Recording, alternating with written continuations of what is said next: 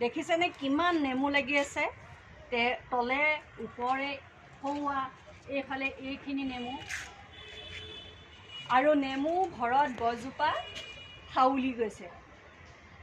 মই কেইবাদিনো চেষ্টা কৰিছোঁ নেমুজোপা পোন কৰিবৰ কাৰণে, কিন্তু পোনাব নোৱাৰিলোঁ কাৰণ ফলেৰে ভৰি আছে গছজোপা। ইয়াৰ দ্বাৰা আমাক যথেষ্টখিনি শিক্ষা দি যায় প্ৰকৃতিয়ে বা এনেধৰণৰ ফল ভৰ্তি গছেৰে।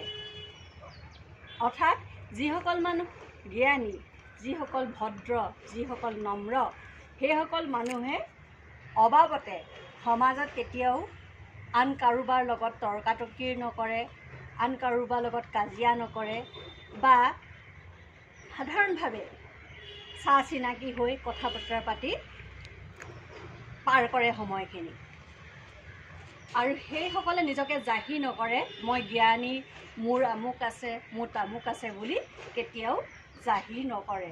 কিন্তু যিসকল মানুহ জ্ঞান শূন্য বুলিয়ে ক'ব বিচাৰোঁ, জ্ঞান নাথাকে, যিসকলে বিশেষ একো নাথাকে, সেইসকলে সদায় নিজকে জাহিৰ কৰে যে মোৰ ঢেৰ আছে, আৰু সেইসকলে উঠাইডাং মাৰি সমাজত থাকে, মূৰ তুলি থিয় হৈ থাকিবলৈ বিচাৰে, আনক দেখুৱাব বিচাৰে মোৰ বহুত আছে, কিন্তু প্ৰকৃততে তেওঁলোকৰ একোৱেই নাথাকে, সাৰ শূন্য নিচিনা কথা।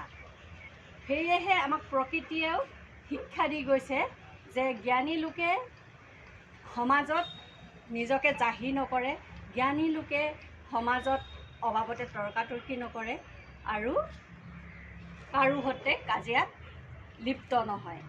আৰু তেওঁলোকে যিমানখিনি নিজৰ আৰ্জন কৰে শিক্ষা দীক্ষা, সেইবিলাক সমাজত নীৰৱে দি যাবলৈ চেষ্টা কৰে।